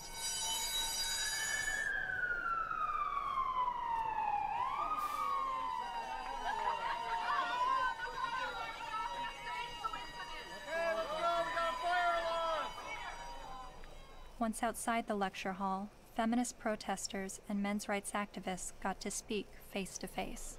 Of course they always have red hair and freaking colored mustaches and hair, bro. So, number one, shut the fuck up for a second. Feminists do not want you to lose custody of your children. The assumption that women are naturally better caregivers is part of patriarchy. Feminists do not like commercials in which bumbling dads mess up the laundry and competent wives have to bustle in and fix it. The assumption that women... This is a list of the things that we're working toward. Now, if you would shut the fuck up for the 50th billionth time, we agree on, these are things that we're agreeing on. And these are things that you've actually all got skewed fucking views on. You think that feminists are trying to take away your fucking rights, but as a matter of fact, what we're trying to do is we're actually trying to work on the same things that you're working on, but accept the fact that you're just too busy hating women. You can't fucking see that we're trying to work on those same situations. Are you conflating feminism, which is an ideology, with women, which is a demographic of societies? Okay, Mr. Derailing for Dummies. Okay. You're still a hate An group. ideology, yes. I also hate a lot of other isms. So you admit, though, racism, like, sexism. Oh, bullshit, bullshit, bullshit. You hate sexism, but you're an MRA. Okay, no, point taken. We win. Sorry. Okay. You don't actually work on... Bro, she reminds me of one of the girls I used to fuck.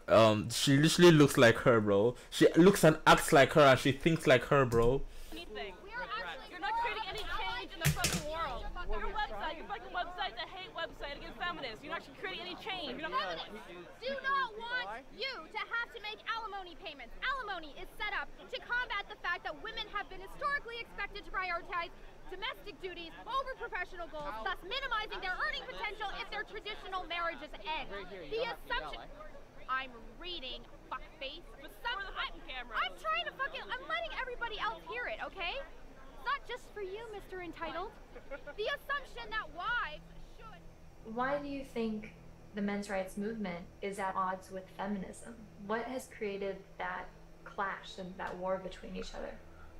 Well, one, feminism has spent the last 50 years demonizing men, which is sort of one of the problems. Feminist scholars have characterized men as inherently violent, inherently bad, inherently predatory, inherently oppressive. They have postulated that masculinity is a disease. Feminists aren't the only problem. The problems didn't start with feminism. So when I start criticizing feminism, I want you to know you're just part of the problem. They're just part of the problem. You calling men oppressors and women oppressed demonizes men, and I believe diminishes women at the same time. It's a way of telling men to shut up. It's a way of telling men that their experiences don't matter. You tell a man he's privileged, therefore anything he's gone through or anything he has to say doesn't matter. His lived experiences don't matter because he's privileged. So, how old were you when you started calling yourself a feminist? Or how many years ago? It was probably about 3 years ago, I guess you can say. I'm relatively new. Yeah, but I'm pretty loud, so... Yeah, she looks like the girl I used to fuck. A lot of MRAs say that feminism doesn't fight for the rights of men. What would you say to that? Crimea River. Really, because feminism is a movement about the discrepancies when it comes to women's equality, because we're still not there yet, you know. So don't even start with that whole, oh, but you don't think about the men's issue. Well, then, you know what, start your own goddamn movement, which they have, but maybe make it a little more about legitimate issues like custody and alimony and things that you think That is what they're doing. are unequal, which all stem from patriarchy, not from, oh my god, feminists are trying to take away our kids. No, dipshit. That's not what we're trying to do. We're not trying to do that. I mean, if they look at the root causes of why, for example, you know, women get custody more often than men do, women are supposed to be the mothers. They're supposed No, men are supposed to be the fathers too, bitch! The natural born caregivers. So obviously, duh, you has a vagina, so obviously you're going to be able to take care of the kitties. That's really what it is. It all stems from sexism against women. It's just the oppression dialectic needs to go. It's so hard to convince people to look at men's rights activism and support it without first allowing them to at least...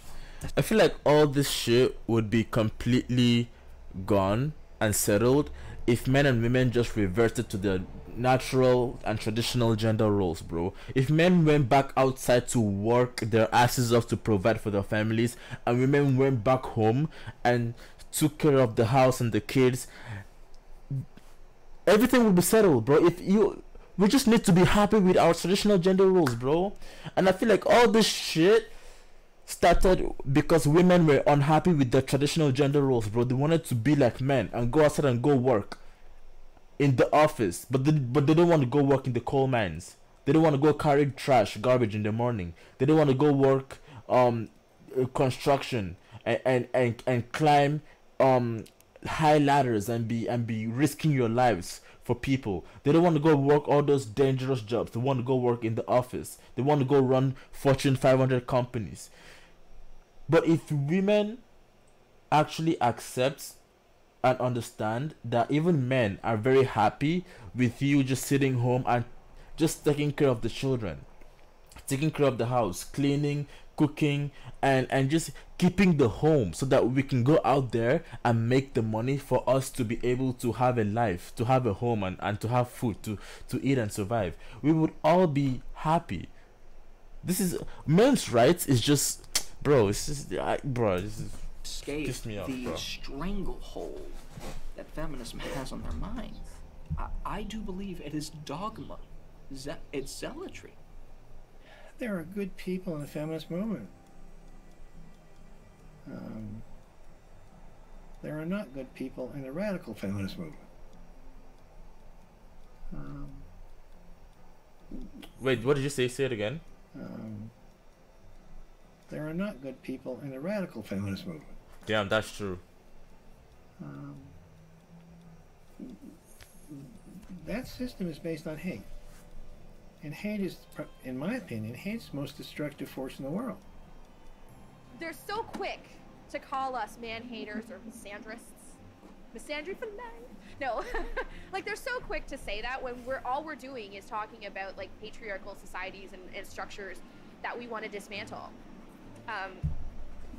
Nothing against men in particular, but just saying, hey, this is a system that we live in, and this puts men above women, and it's not necessarily their fault, but hey, recognize what's happening here, and let's work together to dismantle it. The omnipotent, ever-present patriarchy, the invisible force that directs all of our lives, right, and causes all oppression and all suffering, right, our devil.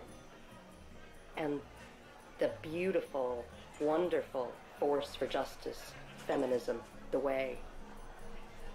It's the way. It sounds like religion. It sounds like religion. And oh my goodness, for a movement that's only about equality and isn't blaming of men. They name the force for evil after men, and the force for justice after women. And this being a movement is very, very, very concerned about the implications of language. So concerned that if you call a firefighter a fireman, it will discourage little girls from aspiring to be firefighters. And sometimes discourage grown women from aspiring to be firefighters, right? By calling them firemen. But we can call the force for all oppression, we can call that essentially men, patriarchy, right? And we can call the force for good and justice women. And that kind of language, that has no implications. We're not blaming men. We just named everything bad after them. They're really angry, and they're angry at women, they're angry at feminist women, but yes, men have gotten a crappy deal. But it's not the fault of women or gay people. When feminism says that they have no part in any of this, I think they're not being honest about it. I don't blame feminism for all of it, but I think they've had a role in it. They've written laws that discriminate against men. They fought to protect those laws, particularly in domestic violence areas. And for many, many years, second wave feminism would go through the statutes and change everything that was gender specific to something gender neutral, unless it was something that benefited women, like the domestic violence laws. They didn't change those. Other types of areas, like fathers in prison, there's statutes that specifically give mothers certain benefits that fathers in prison don't have. And I challenged that as well legally, but we didn't win on that one. When I wanted to get a commission on men, like the county has a commission on women, the feminists fought that tooth and nail. When Prop 209 was before the California voters, which was to end affirmative action, every feminist organization opposed it. Every time men's rights groups try to pass joint custody legislation, feminist groups fight them. They fought us on paternity fraud. The biggest opposition that I have faced has been from the radical feminists that said, we don't want truth to be the standard, because if we did, they wouldn't oppose automatic DNA testing at birth. And in countries like France, they're saying, well, DNA should mean do not ask, because it's now illegal to even get a test, and if you get a test without the mother's permission, you will be criminally prosecuted. In Sweden, they tried to create a man tax. In India, the men's rights movement is trying to get the rape laws to include male victims, and the feminist groups apparently are fighting that. I'm not saying all feminists are this way, but I think the ones who are affecting public policy, who have the lobbying power, I think they are. If you just look at their actions, they don't want equality for women. They want special privileges for women and girls. And even though they know in a lot of areas men do not have equality, they are silent. The commandant of the Marine Corps said that he thinks, and I quote, all eligible and qualified men and women should register for the draft, talking about selective service. Do you think women should also have to register for selective service like men? I have to think about whether I think it's necessary to go as far as our military officers are recommending. The idea of having everybody register concerns me a little bit unless we have a better idea of where that's going to come out. Where I want people to register, I want every young person to register at the age of 18 to be able to vote automatically. And I think if... Nigga, what? Oh, please.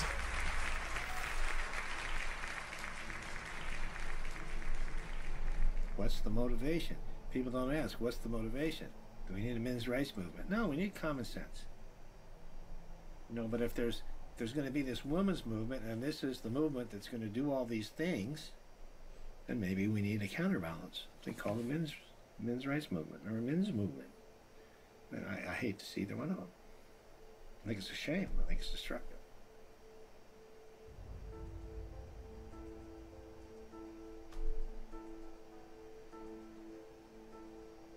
I'm hearing what the men's rights activists are saying, and I'm finding the sources to support what they're saying. Men are just as likely to be victims of intimate partner physical violence. Men have little to no control over their parental destiny, especially when he's tricked into fatherhood or he's raising a child that he later finds out isn't his. The sentencing disparity between men and women is 6 times larger than the sentencing disparity between blacks and whites. So while a black man may be sentenced to 10% more prison time for the same crime as a white man, a man is sentenced to over 60% more prison time than a woman arrested for the same crime. Boys are falling behind in education. They are enrolling at lower rates and earning less college degrees. And while not all MRAs agree on the issue of infant male circumcision, most MRAs do believe it is a human rights violation. I spent months learning about infant male circumcision. What's wrong with circumcision? Why is that a problem? Unless you want your dick to look like a fucking sausage or a fucking hot dog. Like, bro, fucking get that shit circumcised, bro. What the fuck is, like, why? What is the problem with it, bro? Jesus Christ, bro. I swear the problems in the West are so weird. We are so weird, bro. We just concoct problems for ourselves. Y'all niggas are weird as fuck. Circumcision is what you're worried about. But it only took me watching a 5-minute medical training video to convince me this is a barbaric practice that needs to stop. Okay, so first thing, make sure he's well restrained to the foreskin. Okay? And we repeat the process with just one end and clamp. Anything that gets clamped gets cut. All that was left, a partial penis and his tiny testicles. Rhodes says Ashton urinates through a hole in his penis. She says she can't imagine now what she'll say to her son when he's old enough to understand what's happened to him. How could you explain it to your child that you don't have a penis or you might never be able to have kids? Fuck, bro. I mean, circumcision is good, but when it's done by a bad doctor, then it's like, that's the problem. They literally cut off the guy's dick, bro. Yes, men are the majority of workplace deaths and injuries. War deaths, suicides. They have a shorter life expectancy. Warren Farrell makes the argument that prostate cancer and breast cancer mortality rates are similar, but funding disproportionately supports breast cancer research and awareness over prostate cancer. The red pill is about looking at these issues in an honest way, even when it's uncomfortable. And these things are uncomfortable, but without the willingness to set aside the programming and to set aside the false beliefs about what power is and what women are and who women are. Part of what we do is a pretty serious critique of both sexes. It's brutal, but critiquing the sexes is a real valuable thing. Feminists don't want you to do it, though, unless you're portraying women as victim and men as perpetrator. The red pill is about understanding men and women, like everything else in life. It's a mixed bag. You've got victims and perpetrators on both sides of the fence. And that's all. It's real simple. It's just not easy.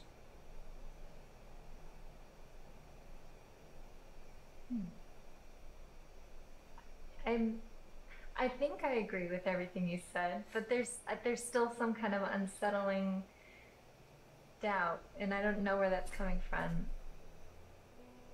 I'm recognizing all of these very serious men's rights issues. But what I don't understand is how I could be agreeing with men's rights activists. Is this the same misogynist hate group I originally discovered online? The Southern Poverty Law Center has classified that group and men's rights groups as hate groups. I looked into what I was hearing from feminists and the mass media about the men's rights movement. I've read a lot and I've heard a lot that the men's rights movement has been labeled a hate group by the Southern Poverty Law Center. Is that correct? That's not quite true. No, they got it wrong. No, this was somehow written up on some kind of anti-men's rights websites as us having listed them as hate groups and so on, and we didn't do.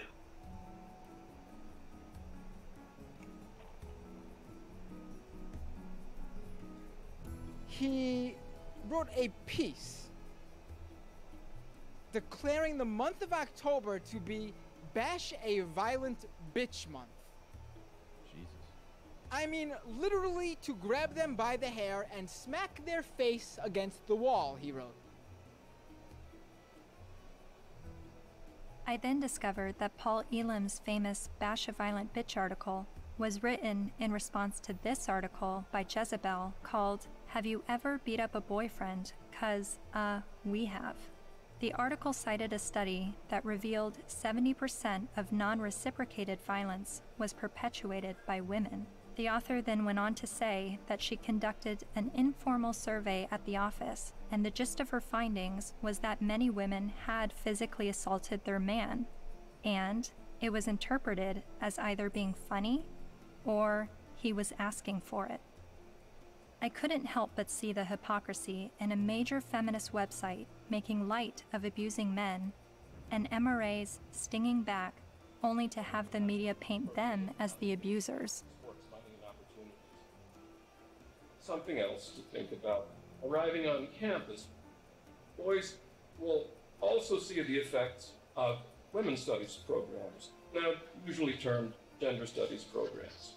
Make no mistake about it, however, they are still women's studies programs. I teach in the gender studies program at Wagner.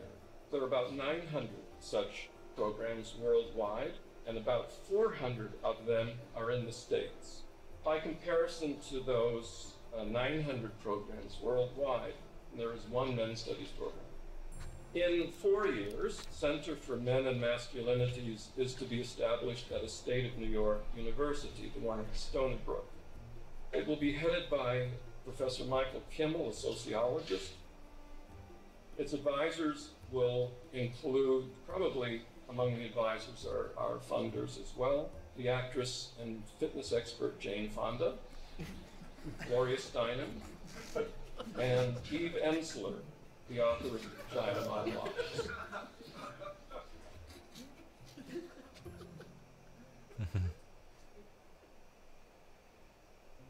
After my year of filming men's rights activists and feminists, my descent into the rabbit hole was not slowing down. My education on gender politics was really just beginning.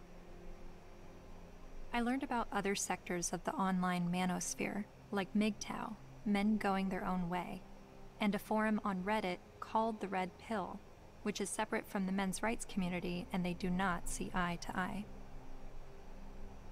I'm told an easy way to remember the difference is that while MRAs want to change the system, Reddit's The Red Pill want to take advantage of the system, and MGTOW want to leave the system. There are so many perspectives on gender, and I believe they are all worthy of listening to. However, I feel I resonate more with the MGTOW thing, cause like men going their own way. It's just like, okay, if women want all this shit, then bro, just don't marry them anymore, bro. Just go on your own life, make your money, and just focus on yourself. the Fuck conversation women. is being Like silenced. no, not fuck women. Just forget about them, bro. Just focus on yourself. Don't get married For a to a society woman. to accept anything said on behalf of women's rights, and then to shame any dialogue about men's rights and call it hate speech is precisely the problem. I don't know where I'm headed, but I know what I left behind. I no longer Stop being afraid to see the truth, bro. For God's sake. call myself a feminist.